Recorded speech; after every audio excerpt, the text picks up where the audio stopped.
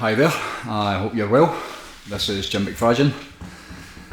This is number 23 of the Darkness to Light Godcast.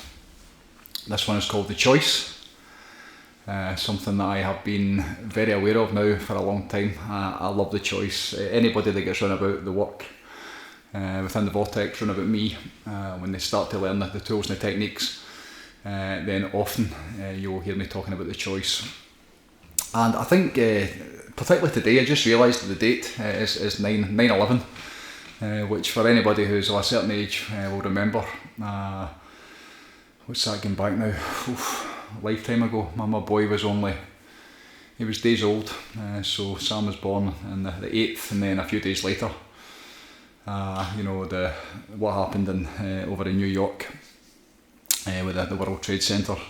The towers came down, which I had been up probably a couple of years previous.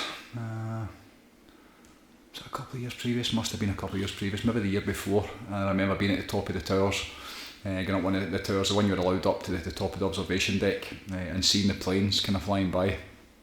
And I remember the day that that happened. I remember where I was working. It's one of the things when people talk about when I was younger, like when JFK was assassinated. And interestingly enough, the kind of correlation with that kind of stuff. But where I was working. I remember I was fitting a conservatory for somebody at the time, and I was kind of just back to work, and after my son had been born, and watching this unfolding on television, and how the world literally stopped, and because I had been up, people who I've never been or had never been and saw. Just the magnitude and the size of those buildings, it was like nothing I'd ever seen before. It really was. Just the scale. We were staying right across from it down in the financial district at the time. We were over on a lad's kind of weekend away over in New York, and we were just straight across from it. And before I went, it wasn't really too much here. It didn't really mean much to me. But when we got there, and you saw the scale of these buildings, and then to watch them coming down. So interesting, to today. I'm recording this on the 11th, this will go out on the Friday, so 3 days time. And the way the world has changed since that happened, the way that the world has, what it's became, and how quick, I think back to before that, where things just seemed so much easier. Certainly, in terms of, where I was, going back 22 years. At that stage of my life, just became a new dad, a father, was newly married, the year previous, had the whole world in front of me, just full of the kind of joys of spring and looking forward to just about everything, excited for what was coming up. And then you fast forward, to where we are in 2024. 22 years later, and you see where we are and the state of the world and how it's got to this place, and you can trace it back, different stages and different steps all along the way. That was a really significant event. What happened off the back of that, in terms of the war on terror, and how that was used, to basically talk about control, and how, thinking back to how airports used to be before that, you could basically waltz through. Just about, and then the madness that we started to see about how you got onto a plane and going through customs and all that kind of stuff. It's the world has obviously changed massively, and a lot of people can't remember it. This way we're living just now is the normal for a lot of people, but certainly for me, growing up, and seeing the before and after, I suppose that's one of the benefits of getting older. You get to remember what it used to be like. The weather's a big thing for me, seeing how the weather and the seasons used to be. Not that long ago, even when about that time, there's a significant thing happens when your first child is born. And I remember my wife Jill, being heavily pregnant and walking down to her business to open the doors up, and it was literally 3 feet of snow. I mean, the whole place was just, and that was regular. That was the seasons were absolutely a thing back then. It was a regular occurrence to get battered with snow. For the entire winter, from probably December, January, February, March it would start to thaw, and then spring would come and it was relief, and then to the summer, which was an actual season. Every time that Wimbledon was on, you were outside playing tennis. The Wimbledon fever, we used to call it. The chalk would be on the pavement, and you were out playing tennis or playing golf, or and it was proper warm. Summers were proper summers, and and then into autumn, and then it repeated, and it seemed to be the same. You definitely get seasons up here in Scotland. Now you can blame that on whatever you like, but what I do know is that things are very, very different from the way that they used to be. So the way the world is just now, and where we find ourselves in 2024. Which isn't the best of places. I think it'd be safe to say there's a real the shift that's taken place in the literal insanity that we now see. I was on the podcast that went out a couple of weeks ago with Sean over at Social Sessions, and I was talking about, I think we spoke about, or I might have been on here, how male and female, and that's it. There only is male or female. And I was talking to my boy, he'd been watching it, and he basically said, you basically get taken out for that, and that lets you see, how far we have came, and how insane the world is, where you have these absolute, definite. It's like yin and yang. It's just there only is two. It's black and white. There really isn't a grey. Which again, I've also made the point before that perhaps there is a grey now. Because of medications and the food and the environment, and the messing about with human DNA, then there probably is some sort of grey in the middle, which again is just another insanity. And I think for me just now, the choice that I'm talking about is very difficult for a lot of people to see. Most people have no idea that there is a choice, and this too was me. Everything I'm speaking about, there's a previous, before the waking up, and the last kind of 28 years of my own intentional work, the personal development, which led into spiritual development, which led into an enlightened experience where I experienced the divine, and then since I've came back, probably over the last 7, 8, 9 years, the new awarenesses that I've got in terms of how it goes together, how the world is, and then looking back and comparing it to how it used to be. I was that guy, sitting in the van at 5:30 in the morning going to work, 4 rolls and sausage, massive bottle of probably Iron Brew, as much sugar as I get in my system, and then the big cake to go with it, sitting reading the newspaper, listening to shite on the radio, whatever it was, and then working all day, earning the money, to buy the things, to look forward to going on holiday, or a new car, or clothes for the weekend for going out, going to the dancing, whatever it was, at different points in my life, you're basically that way of just chasing the stuff, in a low level of consciousness compared to the way that I live now, so really in a state of ignorance, I suppose, as to the ways of the world, and what the world was all about. I really believed in all sorts of stuff. I believed in religion at a certain stage in my life. I probably, looking back, you believed in the politicians and different parties and how the world went together, what the banking system was, and what the medical system was, and even way back, you think about the music industry and the filmmaking, like Hollywood. So there was a real everything made sense, before I eventually woke up and saw the ways of the world. It was certainly the case of ignorance being bliss is absolute. When you go through your life and you're just on this kind of treadmill of, getting up, chasing the money, buying the things, doing the stuff, repeat. That's what my life was like back then, and that to me, just now where a lot of people still are, going through it from the low levels of consciousness, which would be the ego. So the lower self, for me it would be Jim McFadyen, the young guy, just trying to get all this stuff in my life, trying to be a success, trying to, whatever it was, the next motor or a new watch, whatever it was, the things that you're basically being trained to chase, to go after, that you thought were going to make you happy. That entry level of, believing in, for me, growing up a Catholic, believing in the Catholic God, and the Catholic Church, and even as a wee guy, sitting saying my rosary. I remember one night I was like boasting to my mum, I'd probably said about 3,000 Hail Marys, and praying. I think my gran had probably just passed. I was really young, and really just praying to this vending machine in the sky, so my gran's soul could be lifted out of purgatory, which is horrible when you think about it. Purgatory, for anybody that doesn't know, it's a Catholic thing. Might be other religions as well, but it's a Catholic thing. When you die, you basically go and you sit in this it feels like a waiting room, almost like a departure lounge in an airport, and you're just waiting for.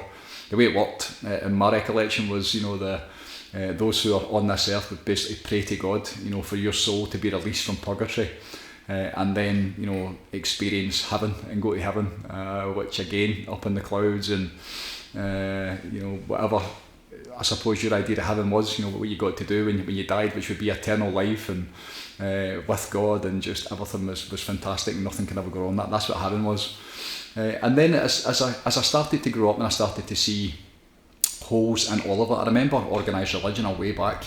When the first priest that we had was just an incredible human being, a really holy man. Father Gallagher, who I used to serve on mass every week. I was an altar boy. Any weddings that were on the go, I would be there. And the gal would look after us. He used to come to Park Edwards on a Saturday. My dad would pick him up and he would cover his collar up, and he just became one of the guys when he was watching the football back in the day.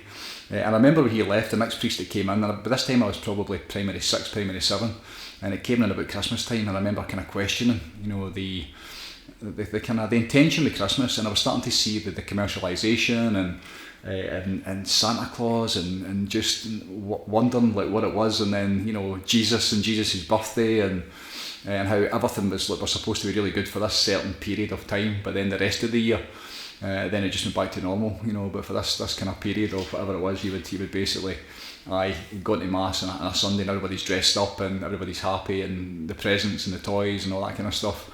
So I really started to question stuff way back.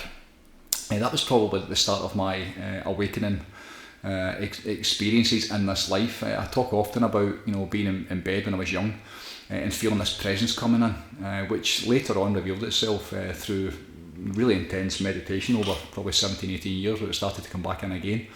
But things were definitely happening even back then. For whatever reason, I don't know. But the questions and looking at the world and probably challenging the status quo, really up until late teens, early 20s, everything was kind of still like that. I didn't believe in the politics, didn't believe, probably in the way the world was set up, always kind of questioned it in terms of there must be more than this. Absolutely questioned religion, because I was never ever getting the stuff they were talking about. The first priest, Father Gallagher, would go to mass with him, and it was like Latin mass. I used to serve the Latin mass with him, which was absolutely beautiful. And way back, even before his time, the priests only did the mass in Latin, and the Bibles, if you go further back, were always in Latin, and that was basically so laymen couldn't understand it and couldn't read it. The ignorant masses, they were basically, you needed the priest to basically decipher and uncode, I suppose, the word of God in Latin, which nobody spoke, which is fascinating. And when I started to go on my meditation journey and my spiritual journey, and started to really learn about what God was through Dr. Wayne Dyer, as well as probably half a dozen other spiritual teachers that got all the way back, some of them 3,000-4,000 years. I really started to see, organised religion and why I was struggling with it, and the challenges that I faced in it, and why it wasn't working for me. The thought that you need to go, and this is most religions, this isn't mean I go at Catholicism, I'm basically going to go at all of them, I suppose. And all of my heart, anybody that's into it, fantastic. I believe it's a great place to start, but what they're selling is God. What they're selling is the experience and the realisation of God, but the challenge with that is you need to go to them to get it, which I don't know anybody that gets it that way. You can feel good, you can sit in prayer. It's interesting watching people as they get older, and I've known this for a long time. It feels like an insurance policy. They don't go to mass their whole life, and then by the time they start to get to that point where they're getting ready to check out, then you're starting to make amends and confessions and all that kind of stuff, and preparing, get full insurance so that when you do stand before God, that she's basically, you've done your best and you've made amends and you've repented, so you're ready to go. Which again, when you think about sin, and even the concept of that, when you understand God the way that I now do, it's just there's so many different ways and hoops that you would need to jump through to reach this place that doesn't exist. That's the challenge with organised religion. You don't get it. You don't get the thing that they're talking about. And, you know, for me, the choice in this time, and this relates to my own story, this relates to my own life experience just now. This is my 28th year working on myself.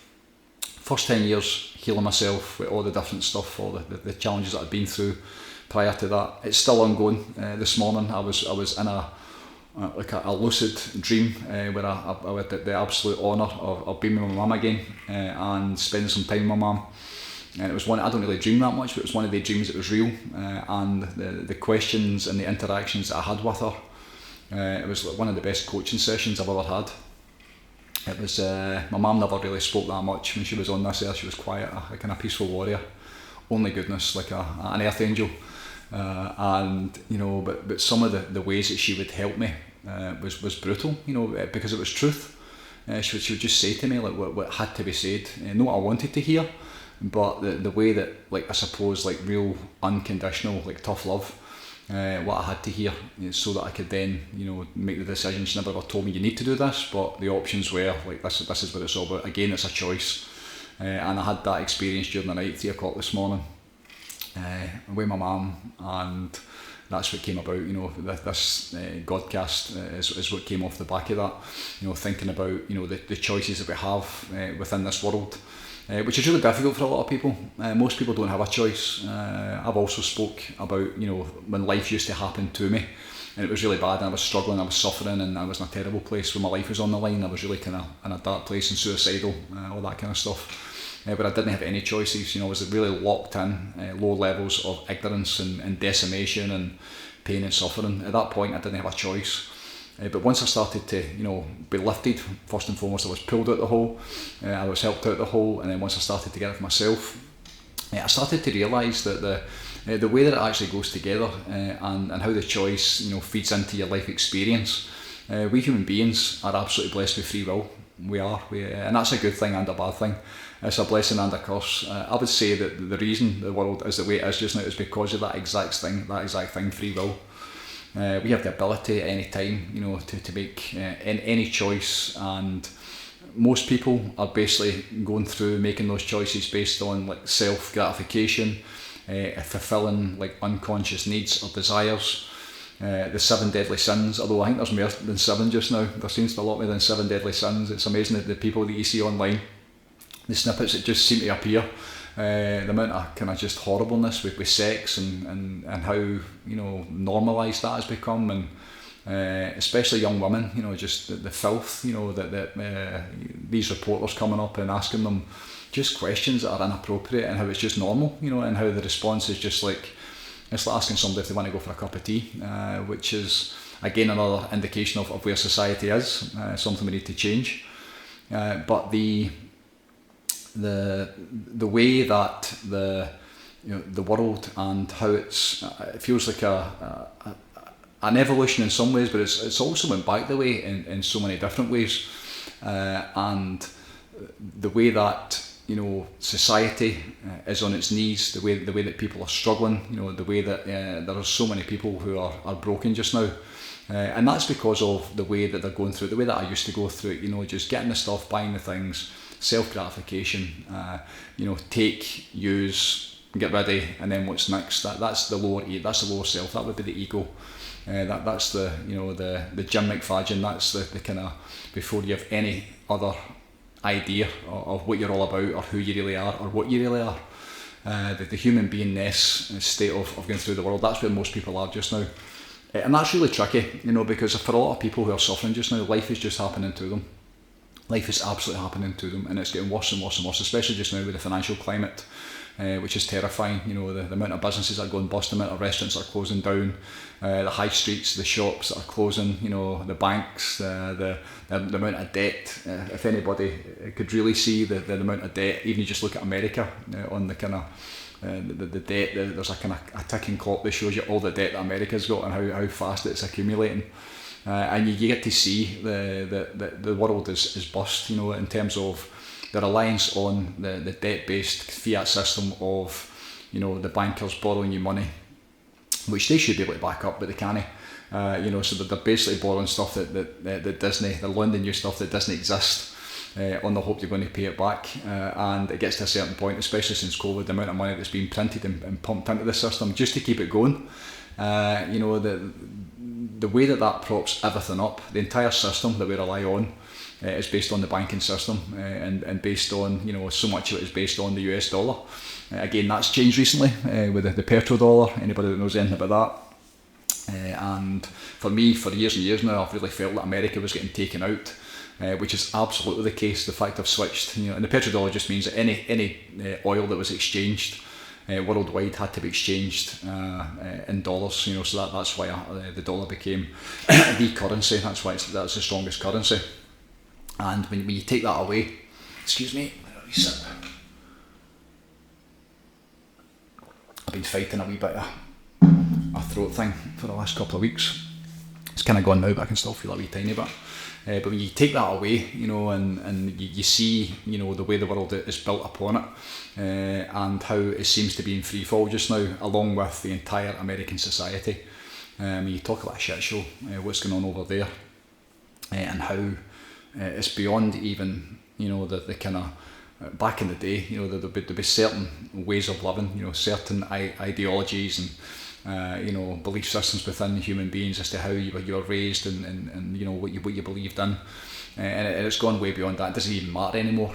People are so lost and so far gone that it's only a matter of time before the whole thing comes down, and there needs to be a new system to replace it. There really does. But the challenge is that we're reliant on it. We are basically this system that we're living in.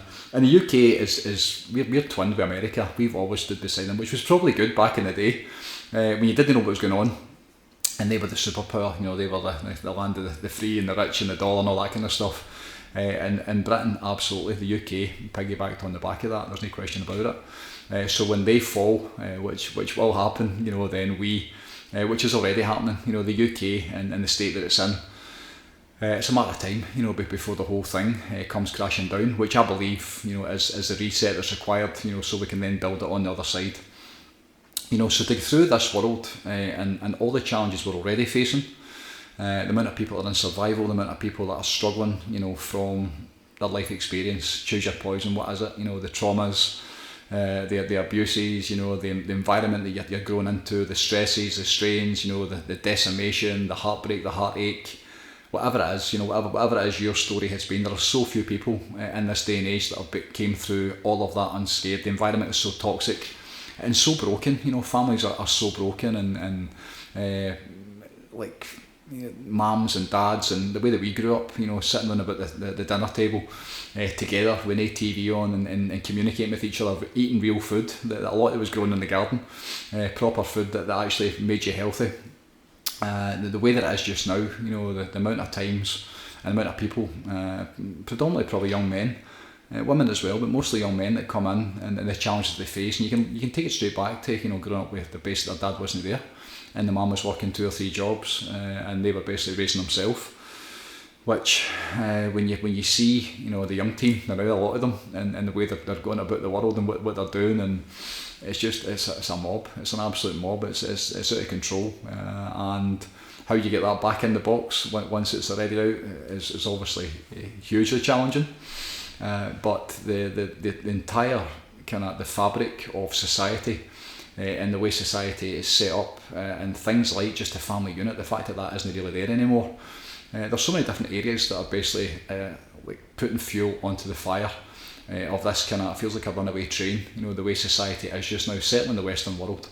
In fact, most of the world, when you look at it, it's not in the best of places. Europe just now, Central Europe, is in a terrible state. It really is. It's as bad as it's been for a long time. And you add into that the challenges of the financial stuff that's going on, and the debt, and how it's just getting worse and worse, and people who are already struggling in that state of survival. Then it becomes a case of when is it coming? Not if it's coming, but when is it coming? And if you're going through that, from the lower level of I need the money to buy the things, to go on holiday, to pay my mortgage, to put food on the table. I was in the supermarket today, and just some of the shelves and watching how things are being restocked, which has been going on the last wee while. It's worrying, it's absolutely concerning, because the entire system, that's another evidence of the reliance that we have, the supermarkets and the food. Way back, we used to grow our own food. Where I am in the central Scotland, in the Clyde Valley, met an old guy probably a month ago, and he was talking about the berries, the strawberries and the raspberries, and how that whole area, the Clyde Valley, was just, it was beautiful. The food that was coming out of it and the produce and how the quality of it. And he was talking about, and he used to own a fair chunk of it, and he was talking about how the supermarkets came in. Excuse me again. And I think it was one bad frost that basically wiped out the entire crop during the winter time. So they did no berries, they did no strawberries and raspberries and all that kind of stuff. And the supermarkets just swooped in. And now, you look at it, the land, and the entire probably Central Belt, most of it is owned. It's not the farmers that own it. Obviously there's the different types of farming with the cows and the sheep and all that kind of stuff. But in terms of like growing produce, growing food, which the way it should be, we should be eating seasonal depending on where you're living. So where we are in Scotland, there's none of that. There's nobody growing food. There's been a couple of people have started small operations, and they grow their own food for a short period of time, and the excess they've got, they sell it on.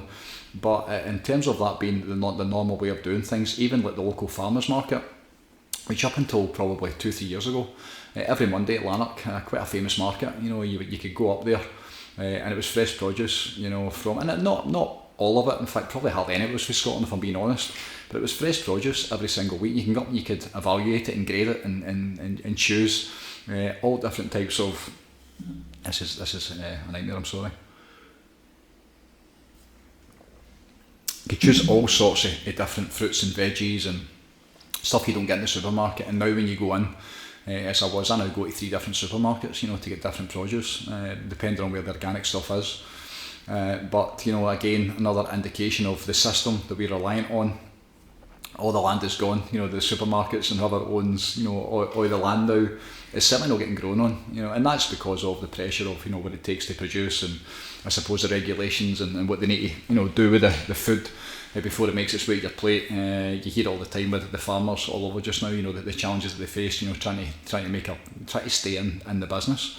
Try to stay in business and basically stuff that they've been doing for generations, now because of the pressures of the marketplace and the regulations that they face for the governments, then it's nigh on impossible to make a profit and stay in business. So there's so many challenges that we face from the lower levels of how's this going to go, the mind, the intellect, the ego, how's this going to affect me personally.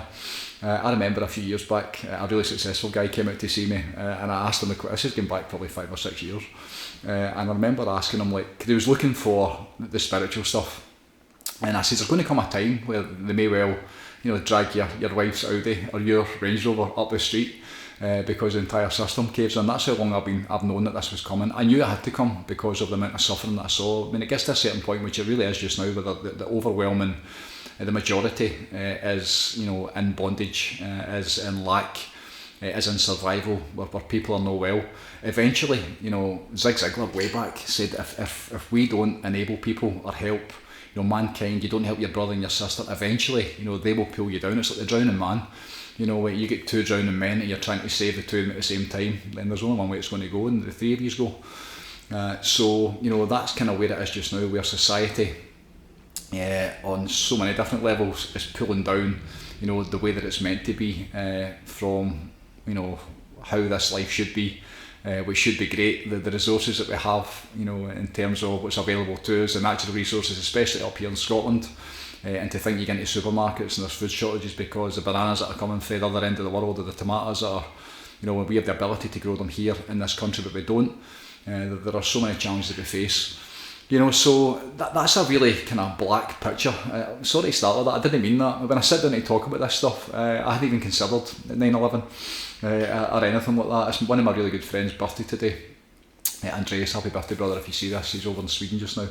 But when I'm thinking about the significance of this day, and where we've came, how fast it's basically evolved to the point where when you look outside the window and onto the telly and you see what's going on your doorstep now, the things that are happening in the UK, especially, which is that's obviously of interest to us who are here.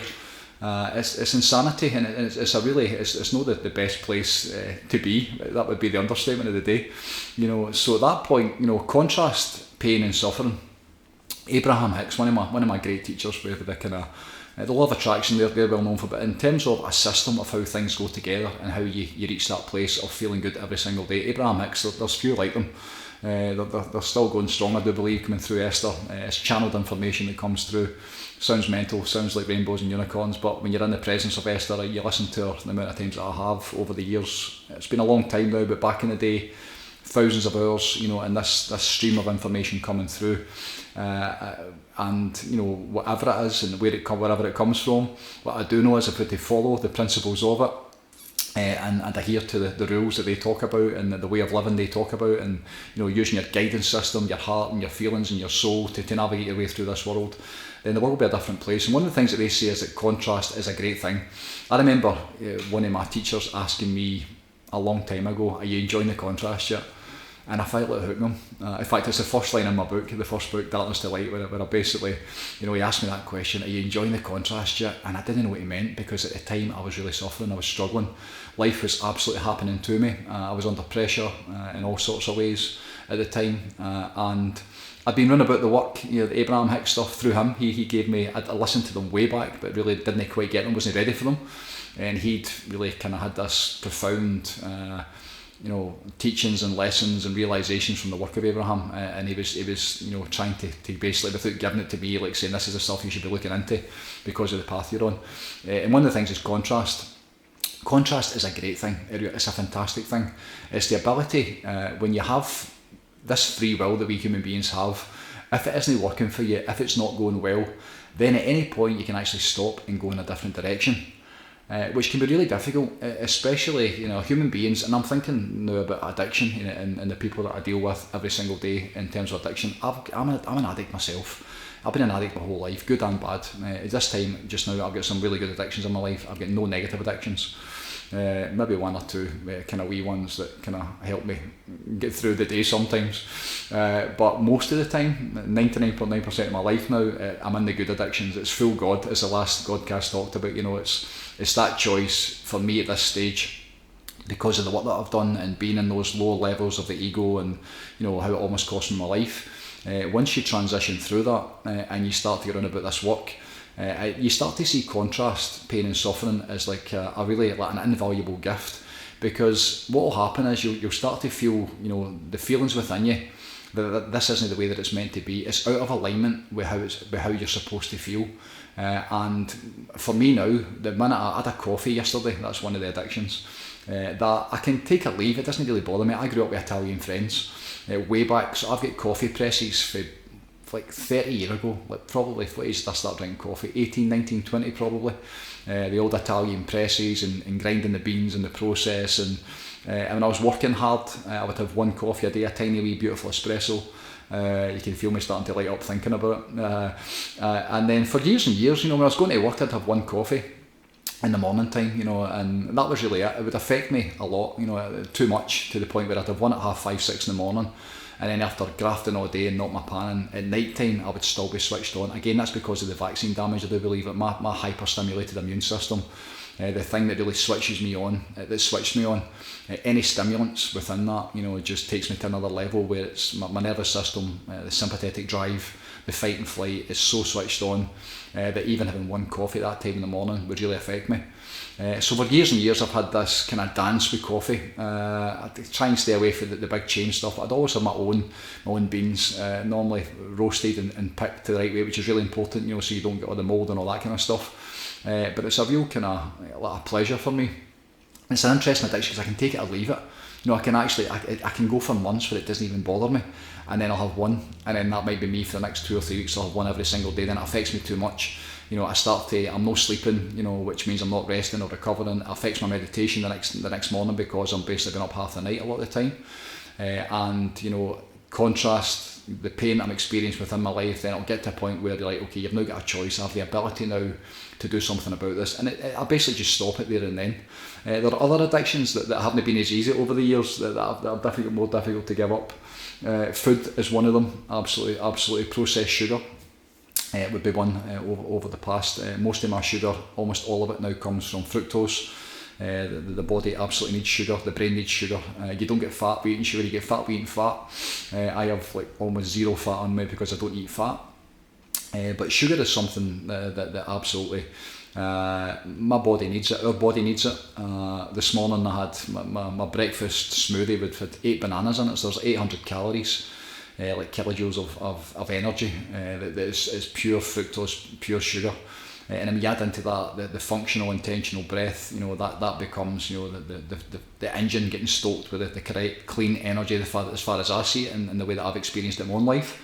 When you add in the breath to that, then it's like an abundance of energy I'd never experienced before. When I switched my diet to going like high carbohydrate and low fat, everything changed for me. That's my experience, that's the way I do it. Everybody's obviously make up your own way with that, your own way of doing it. In terms of calorie restriction, all that kind of stuff, the minute you stop eating, then the body goes into a deficit and you start to store.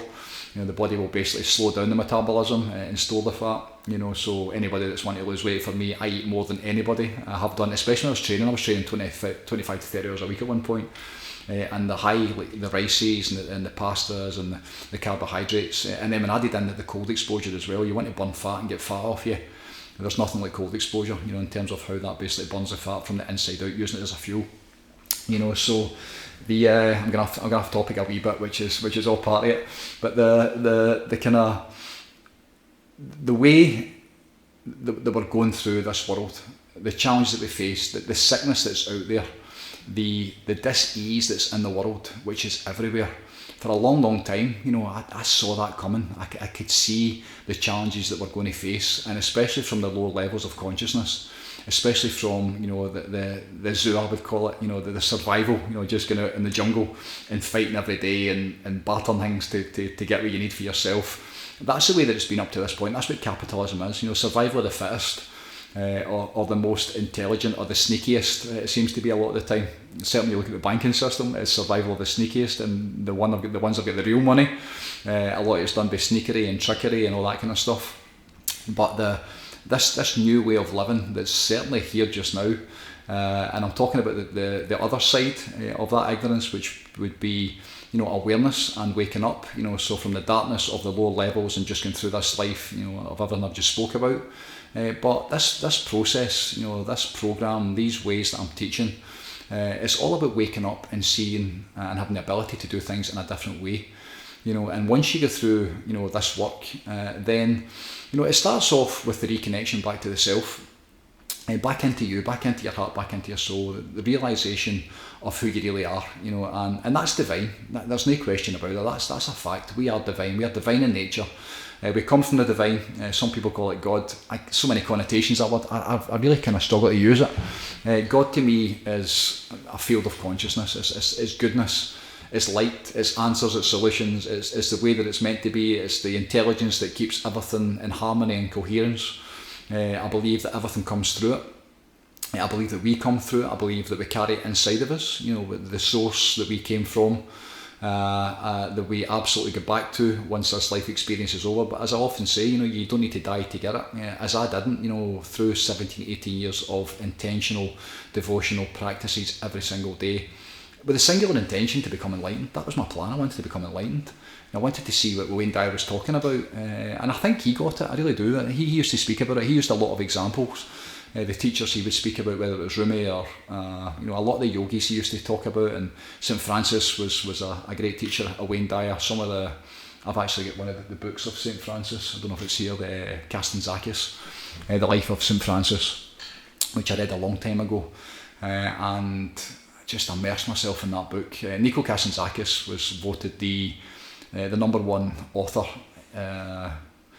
When was that? 20th century. He was like the number one author. He also wrote Zorba the Greek. Anybody who's looking for a good book to read, Zorba the Greek. Wayne Dyer used to say that Zorba comes alive on every page.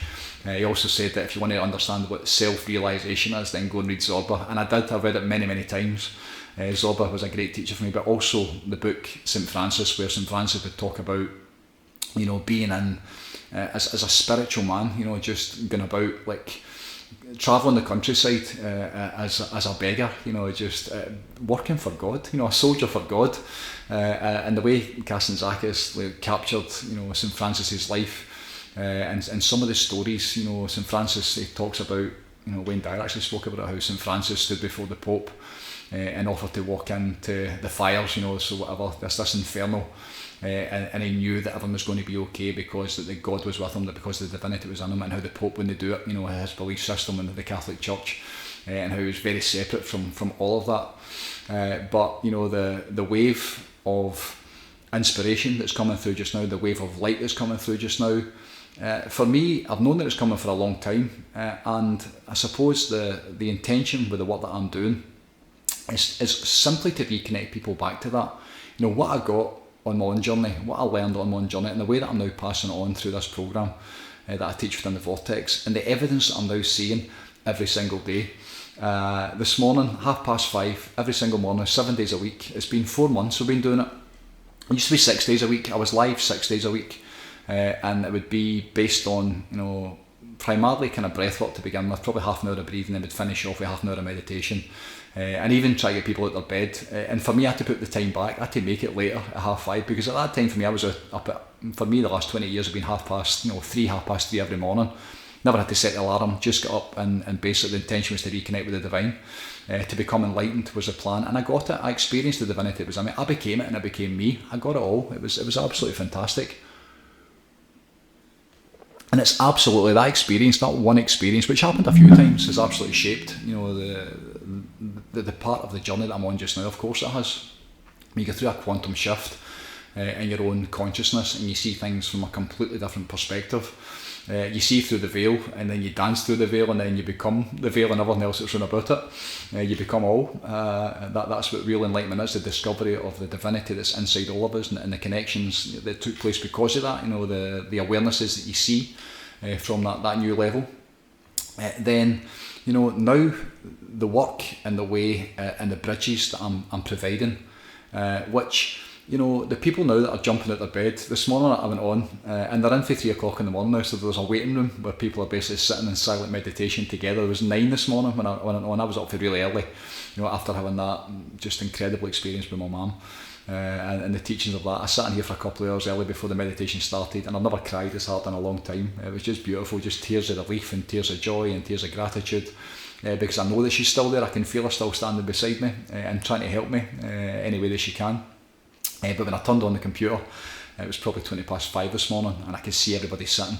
And because of the notifications, I can see on the emails when people join the group for whatever reason. I don't know why that's been set up like that, but it is. So I can see 33 minutes past 3 this morning, one of the men who's in every single morning, just sitting there in silence, for 3-4 hours before they go to work and start their day, and they're still going at 10, 11 o'clock at night. It's an incredible time, if you are running about this work, if you're on a spiritual path, if you're being drawn towards the light, being drawn towards a different way of living, because there is a way, there absolutely is. There's steps to the process.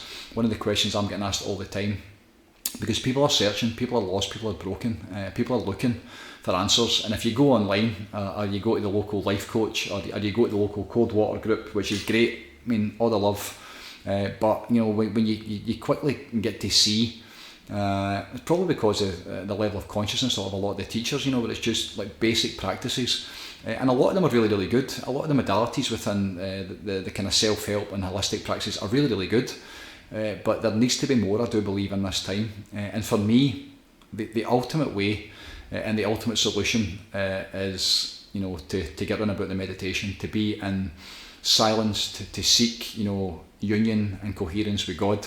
To learn what God is. How to Know God was one of my first books, the Yogic Aphorisms of Patanjali.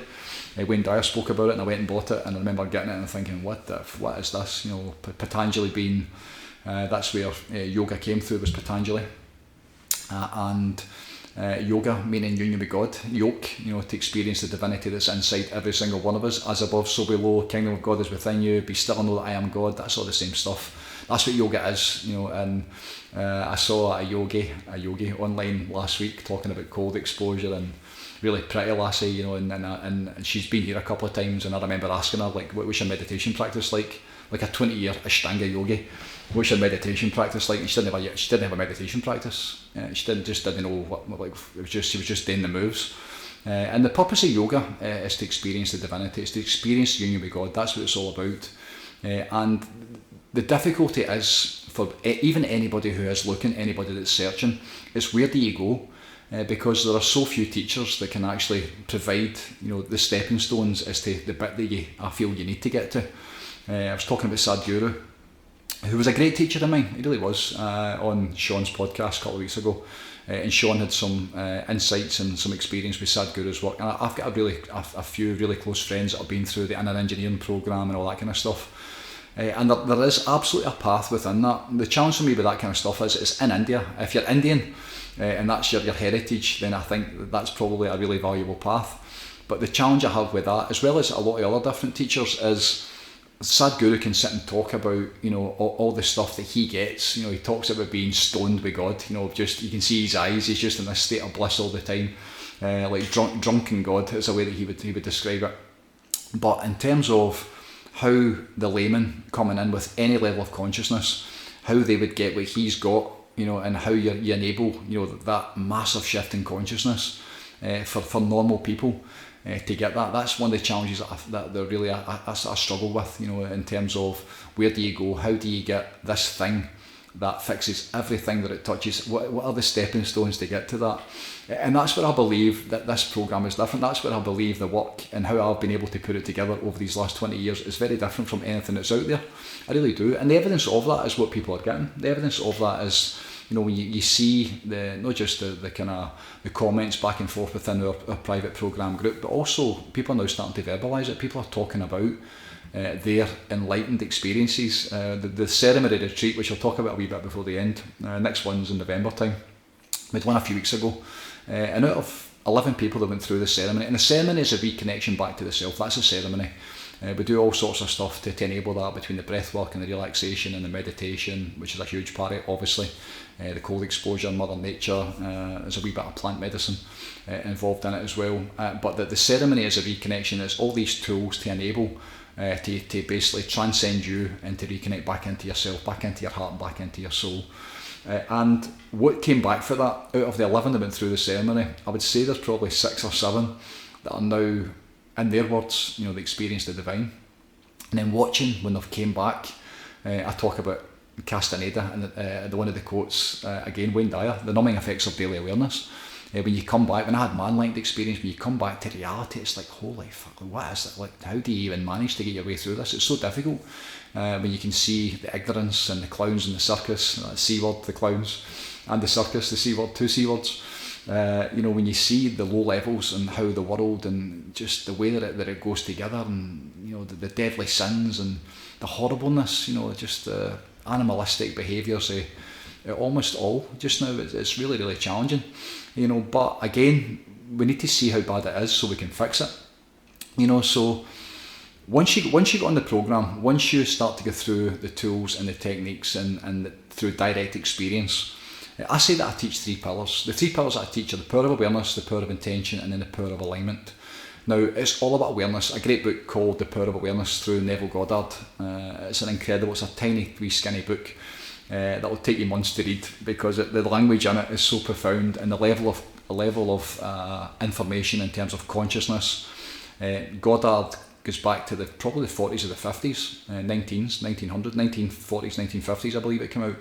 And it talks about manifestation, and it's a lot of biblical references, a lot of kind of Bible quotes, but he basically deciphers a lot of the information, and absolutely every single bit of it is going to that realisation of the knowledge. In fact, the foreword in the book is the best foreword I have ever seen. It basically says, when you read this book, then all will be revealed. You'll know like who you really are and what you're all about, which is quite a statement. Can't remember the exact words. I used to know it verbatim off by heart, but I don't know it anymore. And it's basically, when you read this book, you'll understand basically all of it. And when you read the book, the first time I read it, I took it on holiday, and I'd be sitting. There's maybe 20 chapters in it, 3 tiny thin chapters, and I remember reading it. You get one sentence into it, and it was so advanced for where I was at that time. I couldn't make sense of it. But I kept going, and the more I get into it, and the more I started to apply the principles and a lot of the stuff that I teach. Some of the things that I teach about, the best day ever starts the night before, and resting in that unconscious field when you go to sleep. That came through Neville, that came through Goddard. But when you start to have these experiences and the realisation of what awareness is just the ability. It's self-awareness. It's the ability to know the self, the true self, to get beyond the lower self, the ego and the mind, and to reconnect with the higher self, to reconnect with the divinity, the peace of God that's inside every single one of us.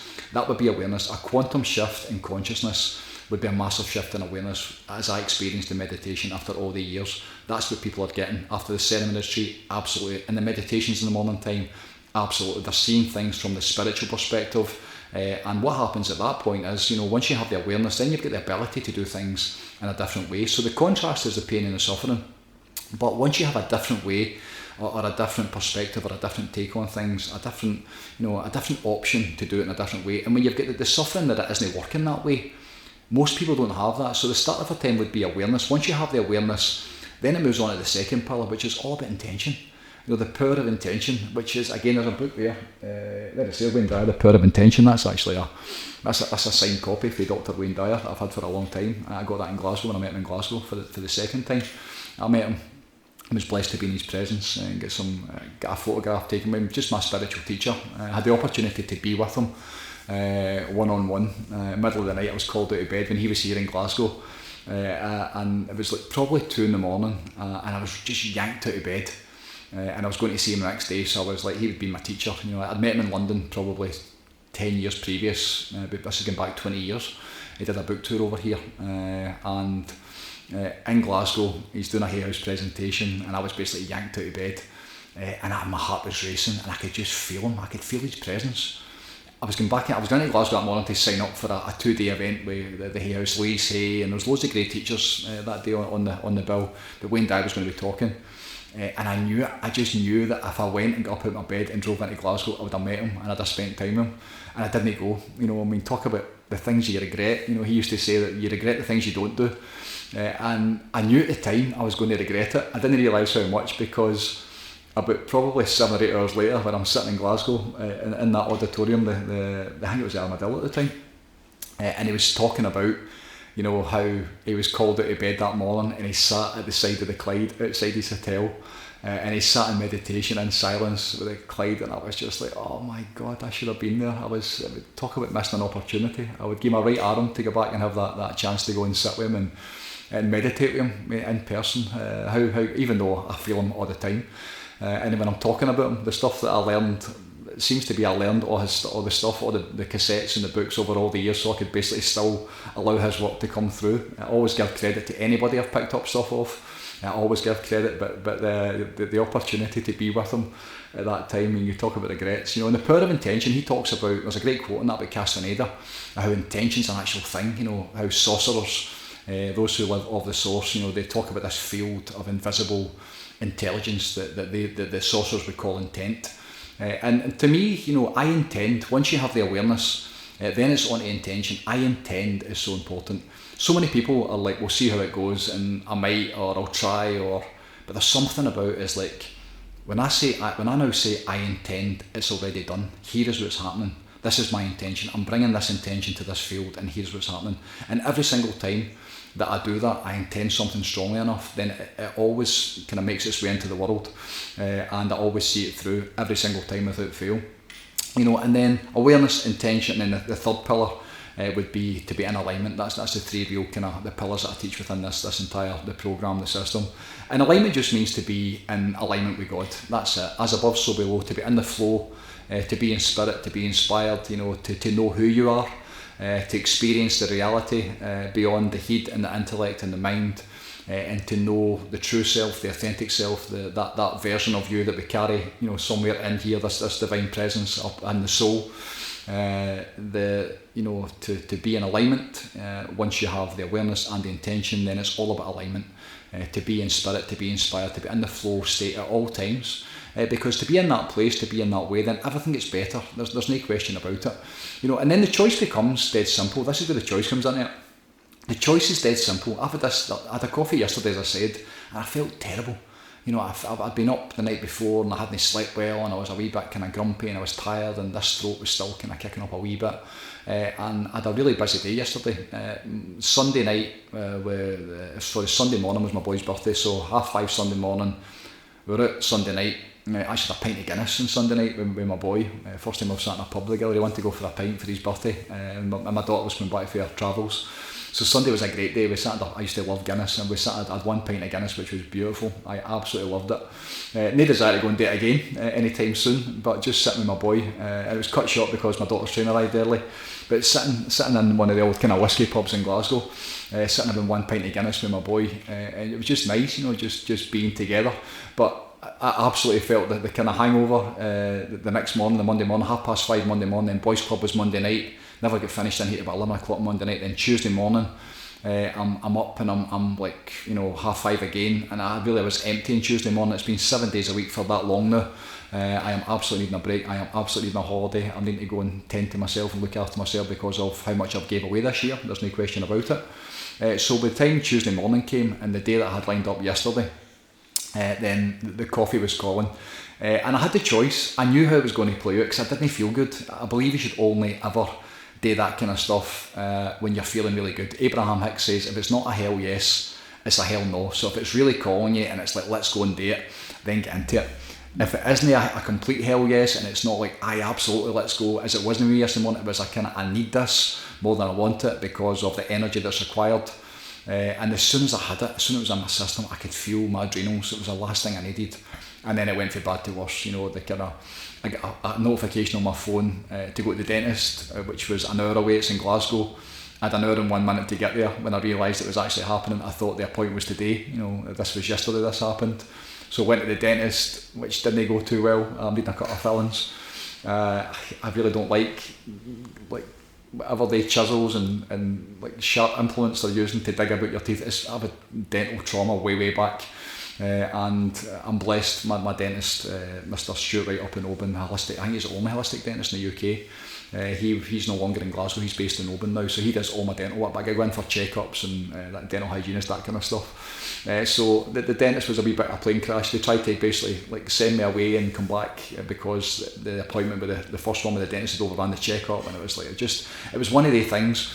Now, how it fed into the rest of the day, how I felt the rest of the day, what I ate when I come back, because I was just grumpy and tired and sore. I know I need to go to Oban for a couple of fillings, which is just, that's idea of hell for me.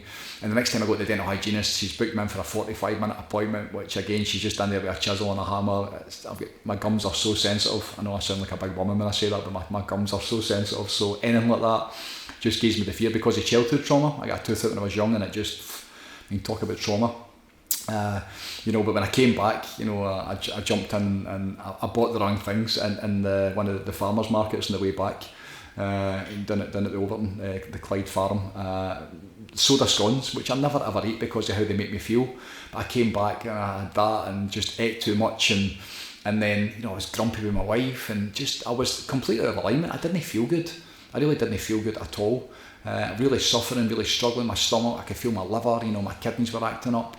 I was tired, I was grumpy, I was almost falling asleep, so the adrenal boost that I'd had for the coffee that enabled me to go to the dentist and get through it. Then, funny how I had the coffee before I went to the dentist, but that was kind of preempted it, and it allowed me to basically get through that experience. But the rest of the night was just horrible, and I'm sitting watching this and I'm going, you absolute fud. The coffee was at that point, what I should have done. Now, for 6:30 in the morning to 7:30, I'm pretty much free. So when I'd finished my class in the morning time, what I should have done is went and lay down and did some breathing and basically fell asleep for 15 or 20 minutes. I don't need a lot of sleep. If I get 15, 20 minutes of deep sleep, then I'm good to go again for the next sometimes 24 hours. It's all good. I didn't do that. I kept going. I had emails to get back to. There's stuff going on within the programme. There's also the ceremony was getting released. The dates were going to release yesterday, so I knew I had work to take care of. And I just made the wrong choice, but I knew as I was in it, even with my level of awareness, I knew I was making the wrong choice. And then here's me the rest of the day just feeling like shit, grumpy, tired, sore, out of alignment, didn't want to, nothing made sense. I'd had enough. And then at the end of the day, last night, 7:30, 8 o'clock, my boy came in and he had a bit of a sore head. And I just felt it straight away, because the way that I get myself back into alignment is by helping other people. That's the way I've always got the most use out of this work. When I got it for myself, when I've really mastered myself, then to give it away and to serve another human being through inspiration and through inspire is the way that makes me feel the best. There's nothing like it. So as soon as my boy came in, I offered basically to do an energy session or a healing session on him. And he was like, oh no, it's late and you're tired, because I was sitting half asleep one. I was just basically sitting, they'd finished dinner, we'd finished dinner, we're sitting on the couch, and I just wasn't there. I was ready for my bed. This was at 7:30, 8 o'clock last night. I couldn't wait to get to bed. But straight away, as soon as he said it, I knew what I had to do. It was almost like my mum was basically calling me and saying, look, here's an opportunity. You have the awareness. If you go and basically help him, if you go and serve him for the next hour and a half, then it will get you back to where you're meant to be. Straight away I could feel it. So I just said to him, do you fancy a wee healing session?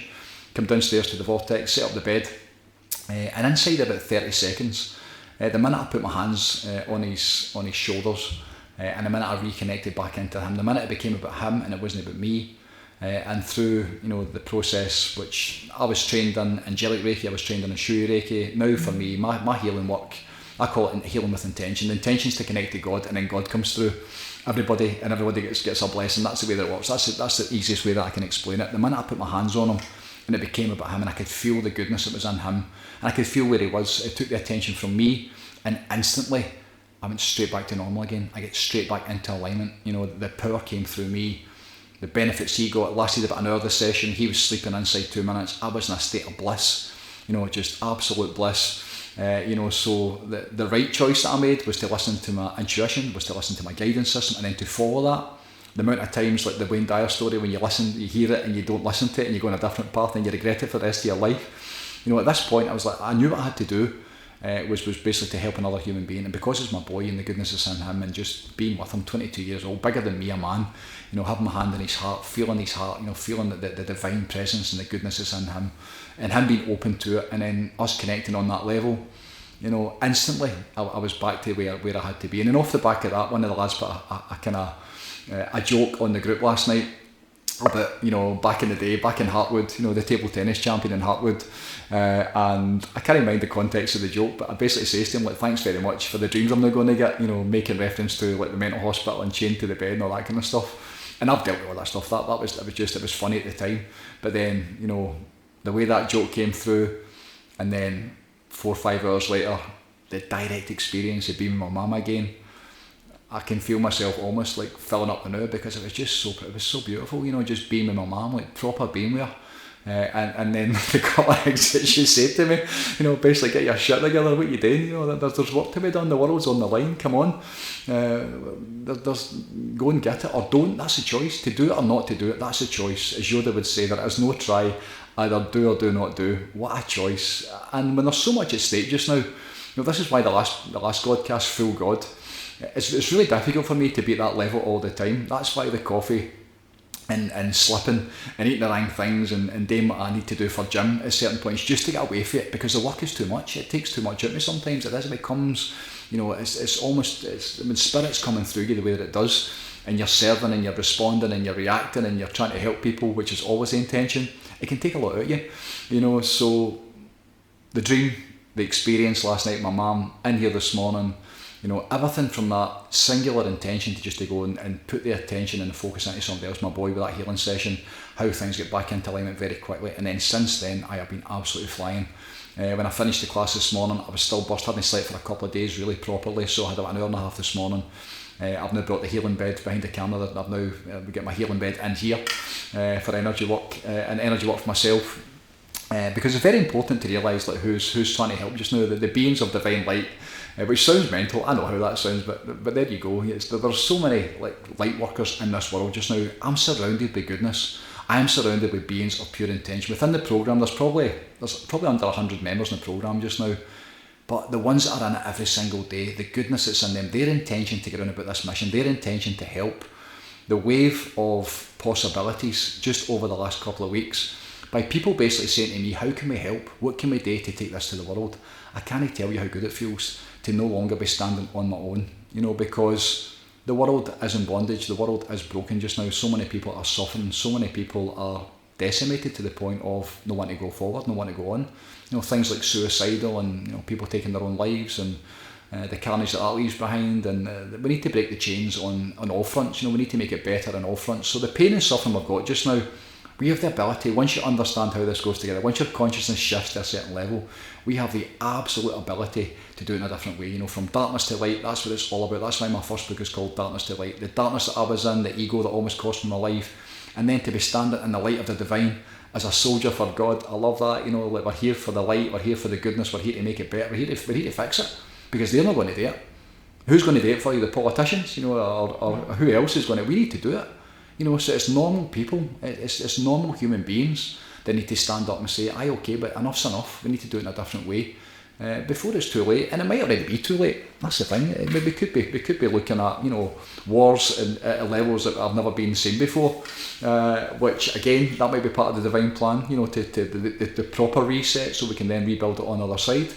But the ability to rise, to shine. That's where I start the meditation every morning. To rise and shine, and to get it for yourself first and foremost. To tend to yourself, to tap into the divine first and foremost. To get it for yourself. And then once you've got it, once you've mastered yourself, then to pay it forward, then that's the way I do believe we get things back into balance. So the choice becomes to do the work, which is the divine work, the work of the light, or not. Just to get through your life, as most people are. One of the lads in particular in the group, the realisation of how bad it is in the world just now. He was going through life in a great place, and now he can see the way the world is, but also his ability in what he does every single day as to how we make it better. And there's more people joining every single day from all over the world. There's so many light workers are now standing, solution conscious, looking for ways to make it better, looking at the answers as opposed to the problems. We know how bad it is. I mentioned how bad it is. We can see how bad it is. Russell Brand and stop it. That's making it worse. Joe Rogan, the people that are basically rattling on about, how bad it is, and all the truthers that are out there and basically talking about the politicians and that. We know how bad it is, so we need to stop that. We need to basically break the chains, and through the pain and the suffering and the contrast, at some point somebody needs to stand up and go, you know what, enough's enough. We need to do it in a different way. And that way, I do believe there's only one choice, and that's in alignment with God. Whatever that means to you, the divine way, the higher consciousness, the light of the divine, the way that it's meant to be, which is balance and coherence where everybody wins. This planet should be heaven and earth. It isn't. The biggest sin, one of those deadly sins of man, is what we've done to the planet. Through the industrial age, through the pollution, through waste and excess. I mean, how long is it going to take? What do we do with all the rubbish that's already here? I mean, where does that go? I mean, how does that get over the... Terrifying, absolutely terrifying. So we have a choice. Human beings are blessed with a choice, free will. And gratitude for the contrast. God bless the choice. That either the angel in one shoulder or the devil on the other. Especially with addiction and having the ability to know that there is a different way of doing it. You can choose to go on a different path. It's a fantastic time to be alive, it really is. It's an exciting time to be alive. I am so excited just now with what's going on within the Vortex. We now have a sales, and you can't sell this stuff, but it's a marketing team, a sales and marketing team of 9 people, including myself. There's hundreds of years of business experience in it, and it's so much fun in terms of watching it unfold. There's a lot of growing pains. The plan is to take it to the world. Because the product that I've basically worked out, the experience that I give people, I could be talking about this and it sounds amazing because it's truth. That's why people are tuning into it. It is truth, but it needs to be the experience to back that up. I could talk about this all day, then you come in and I say, there's a man online that I was watching this morning, and he's got a really profound meditation practice. It came from Saj Mark, The Natural Path. There's loads of books up there. One of my great teachers, Babaji, one of the most advanced spiritual beings there has ever been on this planet, they say, an Indian guru. And he basically sits down and he basically says, right, everybody get into meditation and that's it. So I'm thinking about the way that I'm doing it and the stepping stones of using the breath, to de-escalate the nervous system, and then once the head's switched off, then we take you back into your heart to remember how you're meant to feel. Because the divinity is inside every single one of us, so the actual experience itself, this is why the free online class for anybody that's interested in this, the experience, the next one is on the 17th, Tuesday the 17th, it's a free class, we'd won, 10 days ago, and we'd 88 people come in on it. I may have mentioned it the Godcast, forgive me if I'm repeating myself, but it needs to be the experience. Talk is so fucking cheap. You need to experience it. You can't get wet for the word water, Wayne Dyer again. You need to experience it, so you need to come in and switch off that nervous system, to get out your head, to slow the mind down and to get it to stop, to give yourself a break from you. And then, by intention, we're going to go back inside this, back into your heart, back into your soul, and experience who you really are. And you might not get it all the first time, but at least you'll have the pathway and the steps. And what I'm trying to provide is a bridge back inside, the reconnection back into the self, back into the heart and back into the soul, because at that point, everything gets better. There's so many ways to get on about this, between the online free experience, which is a starter for 10, Friday Night In, that's on this week. That's sold out. The next one's on the 4th of October. The programme is, now you need to sign up for 6 months to the programme, and that was just to, like, people were coming in for a month and no contributing and not really committing to it. It was £1 a day, and now what I basically said is it's 150 quid for 6 months. It works out about 82 pence a day for 6 months. There's hundreds of hours of videos. There's live classes every single day. One of the biggest challenges I always heard people were having was like, okay, I've just had that from the Breathe and Believes or the big events that I've did for the last 6 or 7 years now. Where do I get this? There's no recordings of it. Now the programme is live. It's different every single day, but it's live online every single day, and every single thing that I've done since February time has been recorded. So there's a bank there of all the different recordings that you can basically tap into in your own time and tune into for 82 pence a day. It also gives you discounts to all the other stuff, whether it's the Friday Night In, Boys Clubs on every Monday night. That's for programme members only, just because of the level that these young men are now travelling at, the speed that they're going at, the level of awareness. It's not compatible with normal ways of being. You can't read the newspaper and eat in Greggs and watch the news and go to the Fitba and be caught up in the drink and the drugs and the rock and roll and the porn and do this. It's a choice. You can either do one or the other. It's dead simple. It's either darkness or light. And for those of us that are standing in the light, and the way that life is manifesting for these human beings is incredible. So there's all different ways to go about it. Also the ceremony, again, that's going to be for programme members only. It's getting released to the public, so part of the ceremony package is going to be a 6-month membership within the programme, so that by the time it gets to November time, you will absolutely have like a daily breathwork practice, a daily meditation practice, you'll have a cold water practice, you'll have a heat exposure practice. All these videos that are on the programme, all recorded, and also the one-on-ones with myself. Anybody that joins the programme gets a free one-on-one with myself as well. We go through the wheel of your life, and we identify the different areas that you're struggling in, and then dead simple to fix, no matter what it is. When you understand the programme and the work and the pillars in particular, the intention is to tend to yourself and to get into alignment every single day, because at that point everything gets better. So that's where we are. Before I finish up, I'd like to thank quite a few people. I just mentioned those within the sales and marketing team. You know who you are. I have so much love for every single one of you. The way you've been drawn into this work, the way you're now standing beside me, we stand together as one. The different skill sets, between the real team, keeping it real, and then the corporate sales on the road. Obviously Michael and Fern have been there since the start of the year. They're basically dealing with the programme and the online stuff and putting everything together, and then Sasha's coming in as well with 30 years business experience of every single thing that's required to take this to the world. Is now here. We now have it. We just need a fair chunk of dough to do that, and it's interesting to watch that unfold, because it feels like we're already there. I've been saying for a long time, it feels like we're nearly there. Now it feels like we're there. The wave is here, and the people are now surfing beside me, and they can see it, and they're now the acceleration that's happening because of that. I'm so grateful in so many ways to not be just doing it on myself anymore and trying to make it happen myself, but to have other people standing beside me who want to help and giving up their time to basically to be part of the mission. The mission's to heal the world. It's for their children, their grandchildren. It's so we can get the world back on an even keel, back to the way it's meant to be, back into the line with the divine, back to coherence, back into balance, back to the way. Dead simple. Also to Big Sean Toll from Social Sessions. Thank you so much, brother. The response that I had, that was my first ever public podcast. I've been asked loads over the years and never done them because of many reasons.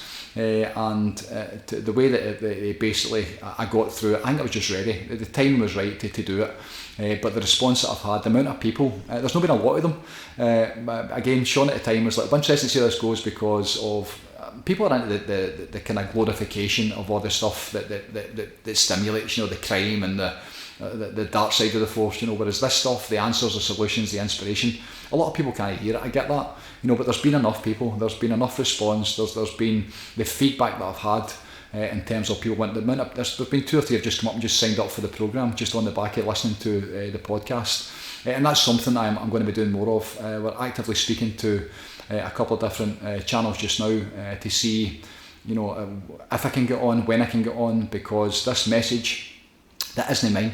I've worked it out for myself, you know, the way, the great way, which is in alignment with God and the divinity, and also the modalities of tools and techniques that enable that process and experience to happen. That's what I've worked out. The plan is to take that to the world. You know, so excited for that, excited to continue on this journey, excited to keep moving forward, excited with the expansion. You need to be expanding, and a lot of the times over the years I get really stale and stagnant because it seems to kind of plateau, and then I get completely out of alignment, and then it basically stops, and then pain, suffering within myself, and then I need to go again. You know, this mission that I signed up for a long time ago, to work for God, to help, to be a channel. Make me a channel of your love. That was probably off the back of that book, St. Francis. You know, make me a channel of your love, make me a channel of your goodness, of your grace, of your light, so that I can help other people find what I discovered, because the way is the way, and the choice, the ability to do it in a different way, that's what it's all about. Love and light, my sisters and my brothers. Thanks for listening again, much appreciated. I will see you all again very soon. God bless, take it easy, and bye for now.